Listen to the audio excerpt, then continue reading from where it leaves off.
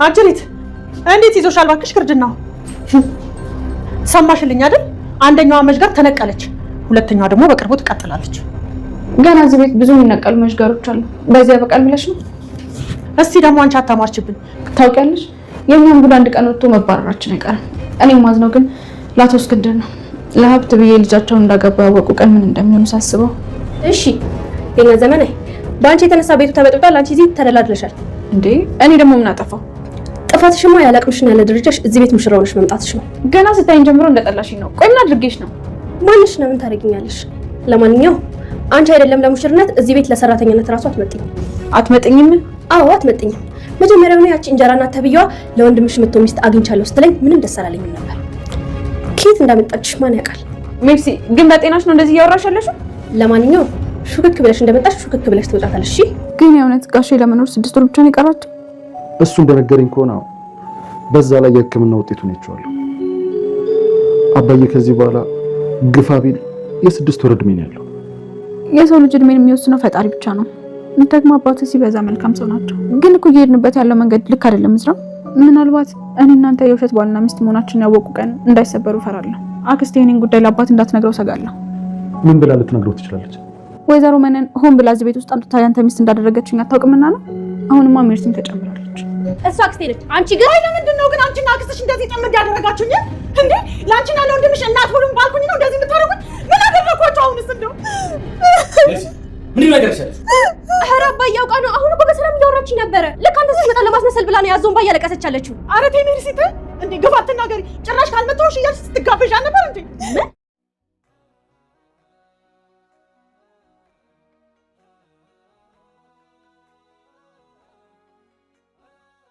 መነንና አጸዴ ተንኮላቸው ተጋለጠ። አጸዴ አንዲትን የቡና ቤት ሴት ወደዛ ቤት ስታመጣ እዝራን በፍቅሯ አጥምድ ያላት፣ ከዛም ሲያልፍ ደግሞ ሀብትና ንብረቱን ወርሰው እንዲካፈሉ በስምምነት የመጣችው ማህደር ቤቱን ለቃ ጠፍታለች።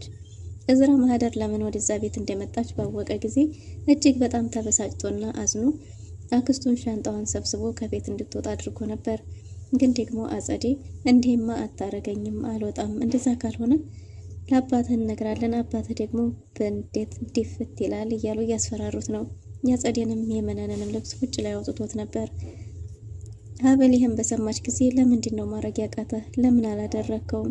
እኔ ግን አሁን ላይ እያሰጋኛለሁ የኔና ያንተ ግንኙነት የውሸት መሆኑን ሲያውቁ አባትህ፣ እኒህ መልካም አባትህ ምናልባት በህይወት የመኖር ጊዜያቸው እንዳያጥር እሰጋለሁ። በዛ ላይ ደግሞ አሁን ላይ አክስትህ ስለ ወይዘሮ መነን ከተናገረችና እሱ ብቻ ሳይሆን ደግሞ ሜርሲም ተጨምራበታለች። ይህን ሁሉ ነገር መቋቋም የምንችል አይመስለኝም እያለች ነው። እዝራ በዚህ ልክ ዋጋ ትከፍያለሽ ብዬ አስቤ አላቅም ነበር፣ አንቺ የተለየሽ ሴት ነሽ ብሏል። እዝራ ለሀብል ያለው አመለካከት ተቀይሯል። ማህደር አንድ ጊዜ ከእዝራ ልብ ተፍቃ ወጣለች። በማህደር ፈንታ ሀብል እሱ ልብ ውስጥ ተጽፋለች። ሰላም ጤና ይስጥልን ውድና የተወደዳችሁ እንደምናላችሁ በያላችሁበት የዓለም ዳርቻ ሰላምታችን ይድረሳችሁ እያለን በአዲስ መጣን። በቅንነት ላይክ፣ ሼር፣ ሰብስክራይብ እያደረጋችሁ አበረታቱን። ሀብል በውሸት የተገባች ሴት ብትሆንም ግን ደግሞ ለእምነቷ የጸናች ለእውነት የቆመች ሴት ናት።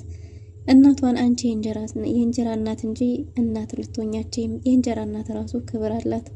በዚህ ልክ ራስ ወዳድ ሆነሽ አብረሽ የምትኖሪውን ባልሽን ለሀብትና ንብረት ብለሽ ልጅሽን እንደዳርሽው ባወቀ ጊዜ ምን ሊሰማው ይችል ይሆን እያለች ነው። ወይዘሮ መነን የቤቱ መዥገር ተላቀቀን እያለች ነው። የማህደር መሄድ ወይዘሮ መነንን ያስደሰታት ይመስላል። ሀብል ግን አላስደሰታትም። የማህደር መሄድ ማህደርን በሷ ቦታ አድርጋ እያሰበች ነው። እኔስ ብሆን በሷ ፋንታ ሄድኩት። በዛ ላይ ደግሞ በጣም እዝራ ስለሚወዳት የእዝራ ልብም እንዲሰበር የፈለገች አትመስልም። እዚህ ቤት እንኳን ያሉት ብዙ መዥገሮች ናቸው። በዛ ላይ ደግሞ የጊዜ ጉዳይ ነው እንጂ የኛ ሚስጥር አንድ ቀን መጋለጡ አይቀርም። አንቺም እኔም ከዚህ ቤት ተነቅለን መውጣታችን አይቀርም። ግን የሚያሳዝነኝ አቶ እስክንድር ጉዳይ ነው። ሚስኪን አቶ እስክንድር ሚስት ያገባው መስሏቸው ልጇን አምጥታ ለልጃቸው ለሀብት ብላ እንደዳረች ባወቁ ጊዜ በአንድ ጊዜ ጸጥ የሚሉ ይመስለኛል። በጣም ያሳዝኑኛል እያለች ነው። እንዲያታማርሽብኝ ምን ማለት ነው እያለች ወይዘሮ መነን ልጇን እሺ በጣም ይቅርታ፣ በተለያየ ጊዜ እጅላ ነሳውብሽ ይቅርታ፣ ግን ደግሞ ለውጡ ለእኔ ብቻ ሳይሆን ለአንቺ ብዬ ነው እያለች ነው። ግን ደግሞ ሀብል የኔና ያንቺ መንገድ ተለያይቷል። አንቺ ለኔ ብለሽ ሳይሆን ለራስሽ ብለሽ ነው፣ በጭራሽ ለኔ ብለሽ ነው፣ ለአንቺ ብዬ ነው እያልሽ እንዲታታልኝ አልፈልግም ብላለች። እዝራ የማህደርን ጉዳይ ባወቀ ጊዜ እጅግ በጣም ነበር ልቡ የተሰበረው። ግን ደግሞ ሀብል ልጅነቷን የመነን ልጅ ነኝ ብላ ትንገረው እንጂ ሁሉንም ሚስጥር አንድ በአንድ እየነገረችው ነው። እዝራና ሀብል ግንኙነታቸው የሆነው እንደ ጥሩ ጓደኛሞች ነበር። አሁን ግን ወደ ባልና ሚስቱ ያመዘነ ይመስላል።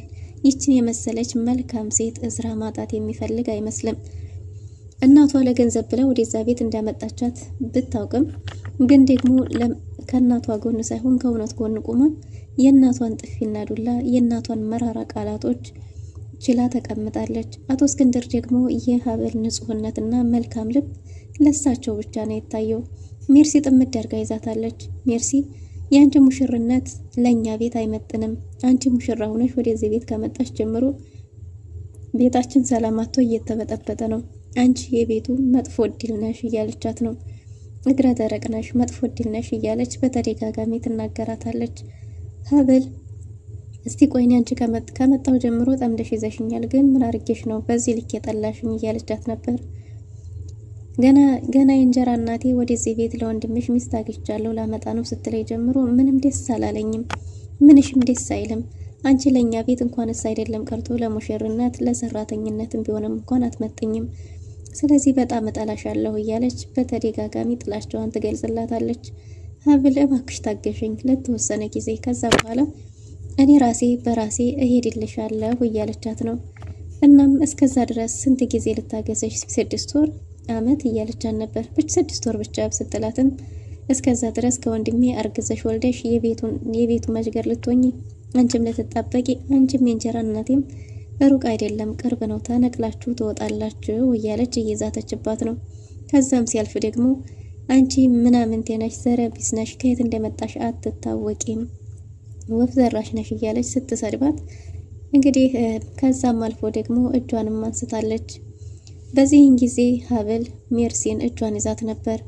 ከዚህ በኋላ አጠገቤ ብትደርሽ እንዲህ በቀላሉ የመለቅሽ እንዳይመስልሽ፣ መታገዝ ፍራቻ አይደለም፣ እኔ ምን ነው የማይመጥነው፣ ምን ከሳ ያነሰ ነው ብላ ሀብልና ሜርሲ መጥፎ ቃላቶችን ተነጋግረዋል።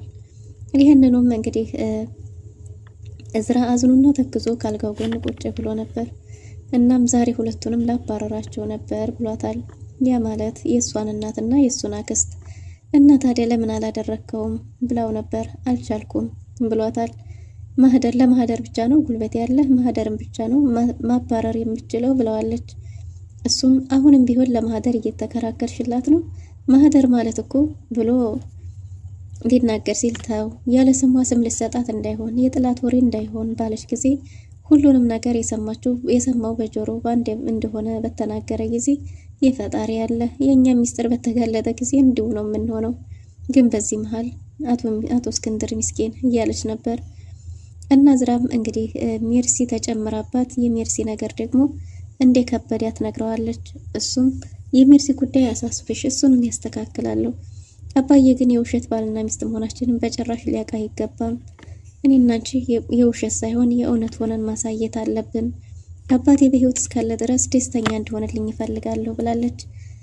በዚህን ጊዜ እንግዲህ ሀብል አቶ እስክንድር የቀራቸው 6 ወር ብቻ ነው፣ የእውነት 6 ወር ነው ብላለች። አዎ 6 ወር ነው፣ እሱም ነግሮኛል፣ ፋይሎቹንም ተመልክቼ ነበር። የቀረው 6 ወር ነው፣ ባለው ጊዜ አባቴ ደስተኛ እንዲሆንልኝ ይፈልጋለሁ ብሏታል። እድሜን የሚቆርጠው አምላክ ነው። ከዛ ውጭ ግን ሰው ባለው ምንም የሚፈጠር ነገር የለም። እኔ ግን ስጋቴ ይሄ ሁሉ እውነት የዚህ ቤት ሚስጥር ሲጋለጥ ምን ይሆናሉ የሚለው ነገር ነው ብላለች። የምን ሚስጥር ብሏት ነበር። እሷም እኔ ወደዚህ ቤት ለምን እንደመጣሁ የማታውቅ ሆነህ ነው። ይህንን ደግሞ አክስትህ ለአባትህ ከነገረቻቸው ወይዘሮ መነን እኔን ወደዚህ ቤት ያመጣችኝ ሀብትና ንብረት ፈልጋ እንደሆነ ከታወቀ፣ በዛ ላይ ደግሞ አሁንማ ሜርሲም ተጨምራበት ይህን ሁሉ እንዴት እንደምቋቋመው አላቅም ብላለች። ግን ደግሞ እዝራ ሀብልን አለማድነቅ አልቻለም። ሀብል በዚህ ልክ ለአንድ ሰው ዋጋ ትከፍላለች ብሎ ያልጠበቃ ሴት አሁን ላይ ግን በቁም ነገርና በቦታዋ የተገኘችው እሷ መሆኗን ሲያቅ ቁጭት ያደረበት ይመስላል። የውሸት የነበረውን ትዳር ወደ እውነት ለመቀየርም ፈልጓል። ለሀብል ያለው አመለካከት ሙሉ በሙሉ ተቀይሯል። ሀብል መልካምነቷ እዝራን አሸንፎታል። የሀብል የተረጋጋችና ደርባባ ሴት መሆን አቶ እስክንድርም ለልጃቸው እንዲመርጧት አድርገዋታል። ሀብል በምንም መንገድ ትምጣ በምንም መንገድ ለዛ ቤተሰብ ግን ከአጸዴና ከሜርሲ ውጪ ሌላ ማንም ሰው አይጠላትም። ማህደርም ቢሆን ታዝንላት ነበር። በገዛ ቤቷ ሙሽራ ሆና በመጣች ሴት እንደዚህ መሆኗ በሙሽርነት ቀኗ ይሄ መፈጠሩ እያለች ታዝንላት ነበር። ግን ደግሞ የአጸዴ ጉትጎታ ተጨምሮበት የእዝራ ፍቅር ተጨማምሮ ማህደርን ያልተገቡ ተግባሮችን እንድታደርግ እያገፋፍቷታል። በዚህን ጊዜ እንግዲህ ወይዘሮ መነን ጋር ከምን ጊዜውም የተለየ ግብግብና ጦርነት እንዲኖር አድርጓል። ማህደር ወደዛ ቤት የመጣችበት ዓላማ በራሳቸው የተደበቀ ቢሆንም ግን የሰራተኝነት ወጉን እየረሳች ነበር። ጠረጴዛ ላይ እግሯን ሰቅላ ሙቪዎችን እየተመለከተች ጁሷን በጎኗ ይዛ፣ ይሄ ነገር ደግሞ ለወይዘሮ መነን በጭራሽ አልተመቻትም። ጁሱን በላዋ ላይ ነበር የደፋችባት። ከዛም አንዳንድ ያለመግባባቶች ሲፈጠሩ አሁን እኮ እውነቱን አወቅሽ አይደል? ስለዚህ እውነቱን ያወቅሽ ይመስለኛል። ከዚህ በኋላ የዚህ ቤት ሰራተኛ አይደለሁም አዲሷ ምራት እንጂ እያለች ራሷን በምራት ቦታ አስቀምጣ ነበር። ግን ደግሞ መነን በተደጋጋሚ ስታስጠነቅቃት ነበር። በስተመጨረሻ ግን መነን በሰው ፊት አዋርዳታለሁ ብላ የተናገረችው ሚስጥር የሀብልን ማንነት የሀብልን ትክክለኛ ማንነት እንዲወጣ አድርጎታል። ይህም ምንድነው? እዚህ ቤት የመጣችው ለሀብትና ንብረት እንጂ የእውነት ሰራተኛ ሆና አይደለም። ሰራተኝነትን ፈልገው አይደለም እዚህ ቤት የመጣችው ያንተን ሀብትና ንብረት ፈልጋ ነው እያለች በተደጋጋሚ ለአቶ እስክንድር ስትነግራቸው፣ በዚህን ጊዜ እውነት ነው ወይ የሚል ጥያቄም ተነስቶ ነበር። እዝራም ኩችን ውስጥ ተቀምጠው ሲያወሩ የሰማው ሚስጥር ሁሉንም ችሎት ነበር። ግን ደግሞ እንግዲህ ሀብልም ከዛ ቤት እሷን እንዳያስወጣ ተረጋግቶ ነገሮችን እንዲያስብ ምናልባትም የተሳሳተ መንገድ እንዳይሆን ስትመክረው ነበር። ግን ደግሞ ማህደር ወይዘሮ መነን ስታዋርዳት ሀብል ነበር ቀና እንድትል ያደረገቻት። ሀብል በወይዘሮ መነን ብዙ ግፍና በደሎች፣ መደብደቦች፣ የስራ ጫናዎች፣ ብዙ ነገሮች እንደሚፈጠሩ በተናገረች ጊዜ ነበር እንግዲህ ያቺ ስትገፋትና ስትበድላት የነበረችው ሙሽራ ለሷ በዚህ ልክ ጠበቃ በዚህ ልክ ከዛ ቤት እንዳትወጣ መከላከሏ እሷን ራሷን ማህደርን እንድትወቅስ አድርጓታል። ለዛም ማንም ሰው ሳያት ብንትን ብላ ከቤቱ ወጥታ ጠፍታለች። ወይዘሮ መነን ግን አንቺ ገረድ፣ አንቺ ሰራተኛ፣ ለሰራተኝነት አይደለም እዚህ ቤት ያመጣውሽ እያለች በተደጋጋሚ ሀብልን ተሰርባትና ታመናጭቃት ነበር። እኔ ላንቺ ብዬ ካመር ላይ ባነሳውሽ፣ አንቺ ግን እኔም በሰዎች ፊት አዋረድሽኝ እያለች በተደጋጋሚ ትናገራት ነበር። ግን ደግሞ ሀብል የራሷ ደሳሳ ጎጆ ከዚህ ቤት የተሻለ ሰላምና ፍቅር እንደነበራትም እንደዚሁ አንቺ ምን አይነት አላማና ሀሳብ እንዳለሽ አላቅም። ቢያንስ ይሄ ምስኪን ሰው አያሳዝንሽም? አቶ እስክንድር እኮ ሲበዛ መልካምና ጥሩ ሰው ናቸው ብላ ነበር። የሱ ጥሩነት ምን ያደርግልኛል? ነገ ጧት እሱ ዲፍት ሲል እኔ በባዶ እጄ እጄን አጨብጭቤ እወጣለሁ። እዝራም ሆነ ሜርሲ ማናቸውም እኔን አይወዱኝም። ስለዚህ እኔ ደግሞ በባዶ እጄ ኪል እያልኩ ከዚህ ቤት መውጣት አልፈልግም ብላለች። በዚህ ሁኔታ ላይ ያሉት እንግዲህ ሀብልና ክስቷ መነን ሀብል ካሁን እውነቱን ላውጣው ወይስ ከወጣ ደግሞ ምን ሊፈጠር ይችላል የሚለው ነገር ሰላም ነስቷታል። ግን ደግሞ የእናቷንም ሚስጥር ለመደበቅ በተቻለ መጠን ብትሞክርም ግን ለእዝራ ሁሉንም ነገር ወደዛ ቤት ወይዘሮ መነን ሁለቱም ሳይፈላለጉ ባልና ሚስት አድርጋ ያመጣቻቸው ለሀብትና ንብረት እንደሆነ ለእዝራ ነግረዋለች። ለእዝራ እውነቱን መናገሯ ኋላ እውነቱ ቢታወቅም ምናልባት የዛን ቤት ጦርነት ሊያቀልላት ይችላል። ቢሆንም ግን አሁን ወይዘሮ መነን ነገሩን አጧጥፈዋለች። ይሄ ደግሞ አጸዴን እውነቱን እንዲታወጣው ያደርጋል ማለት ነው። ምክንያቱም በተደጋጋሚ እማዬ እያለችና መነንም ደግሞ ልጅ እያለች ሲያወሩ በተደጋጋሚ ሰምታለች። አሁንም ቢሆን አቶ እስክንድር አላምን ብሏን ነው እንጂ በተደጋጋሚ ይሄንኑ ነገር ትናገራለች። ወይዘሮ መነን አሁን ነገሩን እጅግ በጣም አቀጣጥለዋለች ማለት ነው። እዝራ አባሯቸው የነበረ ቢሆንም ግን ደግሞ ለአቶ እስክንድር እናገራለሁ ብላ ስላስፈራራችሁ መነን ወደ ቤታቸው ተመልሰው ነበር። ሻንጣዋን እያስተካከለች የነበረችው መነን ሜርሲ ጋር እየተነጋገሩ ነበር። ሜርሲን አክስትሽ ለወንድምሽ እጮኛ ብላ ያመጣቻት ሴት የቡና ቤት ሴት ነበረች ባለቻት ጊዜ ይሄ ያንቺ ጥላቻ ነው፣ ይችንስ ሙሽራ ከየት እንዳመጣሻት እንዴት ይታወቃል? አክስቴን ስለምጣያት ነው እንጂ አክስቴ የቤቱን ክብር ታውቃለች፣ የቤተሰቡን በጭራሽ ልታረግ አትችልም በሚል ግብግብ ተፈጥሯል። አርከዋለች አላደረገችውም እያሉ እየተጨቃጨቁ ነበር። ግን ደግሞ እኔ ያውቃለሁ አንቺ ላክስቴ ያለሽ ጥላቻ ነው ባለች ጊዜ አቶ እስክንድር መምጣታቸውን ተጠባብቃ ወይዘሮ መነን ቆይ እኔ ምን አረኩ? እናንተ ሰዎች ለምንድን ነው የማትለቁኝ? እኔ እናት ልሆናችሁ አልኩ እንጂ ሌላ ምን አጠፋሁኝ? ኧረ ተውኝ ብላ ማለቃቀስ ጀምራለች።